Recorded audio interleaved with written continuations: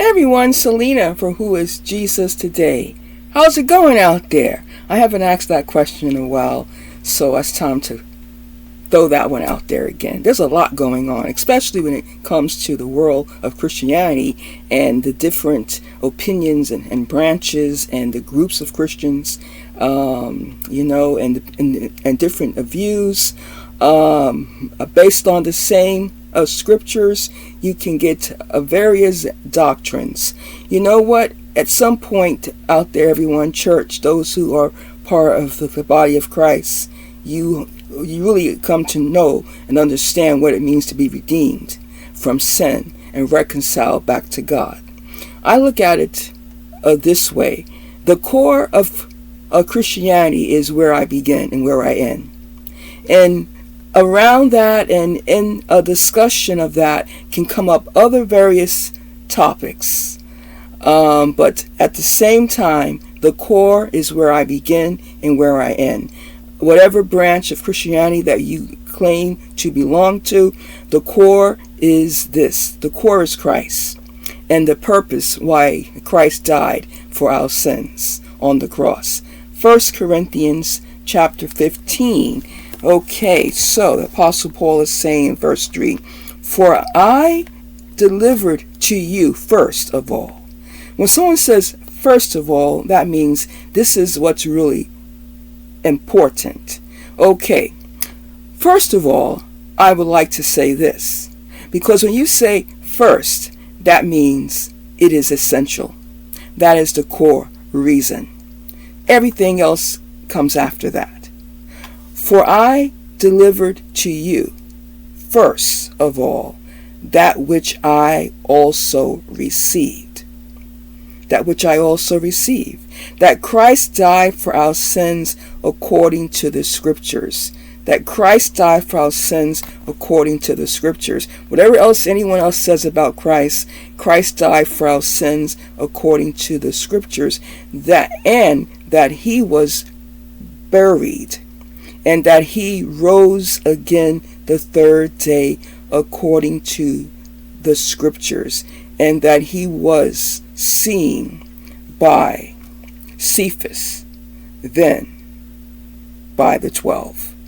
And we can read more of that. But what I wanted to highlight is, first of all, Christ died for our sins. But why? Because there is a purpose. And I know for some it's because so we can stop sinning, right? So we can sin less. So we wouldn't be doing all of those obvious things that we look at in society as immoral. But a Christ's death is not about making us more moral people. Because being moral, many can achieve that, living in, say, decency without having even had ever an encounter with God. So having good standards is not enough. It doesn't meet the mark. It isn't the core value of why Christ died. So Christ died because sin does something. It separates us from God.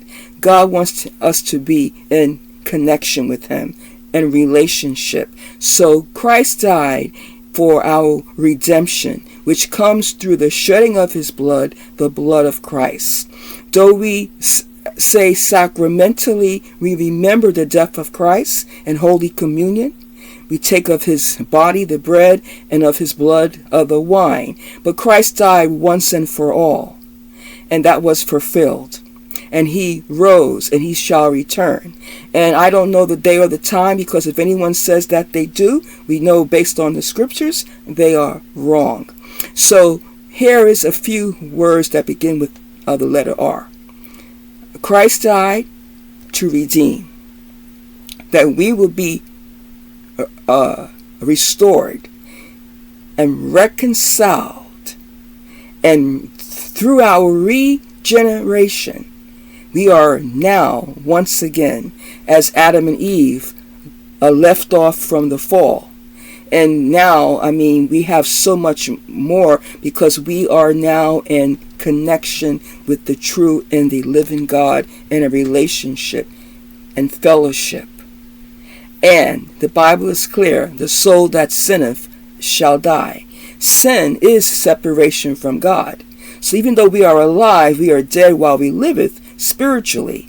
And when we come to Christ, we are made alive spiritually. And so this is the core. I'm open to discuss other things about the Bible, different Christian branches and beliefs. That's what this channel a lot is about. But until we can discuss a redemption, our need and why, and what is the outcome, reconciliation, and what happens in one's heart when they are truly redeemed by the power in the blood of Christ, regeneration, then there really isn't too much more to discuss regarding authentic Christianity. I don't regardless of the branch. And as for Israel, well, Israel is a part, it's interweaved, okay, entwined, okay, and what the Lord has been doing from beginning to end regarding the salvation of humanity, salvation of the nations. Israel has a core existence which is linked to the body of Christ, the church, not separated. One does not replace the other. The church doesn't replace Israel, and Israel cannot replace or change the plans that God has for the body of Christ, and vice versa. And so until other than that, I don't have too much more to talk about when it comes to a lot of these debates. It is clear that why Christ died. If we stick to following Jesus of the Bible, Jesus tells us clearly who he is and why he came.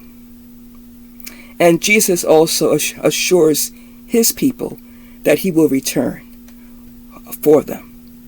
And the word assures us everlasting life, eternity with God. How that's going to all look and feel, I don't know. I'm not there yet. Are you? I intend to get there when it's time. Because the Lord has promised, because he live, we shall live also. And people bring in a lot of their histories, politics, opinions, and at times even personal biases, somehow all into the mix of who Jesus is. You want to know who Jesus is? Let him tell you. Read his words. Other than that, there's not much in this that can really begin with discussing truly Christianity. But if you want to talk about the different branches, denominations, and different opinions and principles, yes, that is a discussion to be had. But it will always, for me, go right back to the core. And the core is Jesus, and who is Jesus today and forevermore. Those are my thoughts. You can like and subscribe. Until next time, Shalom.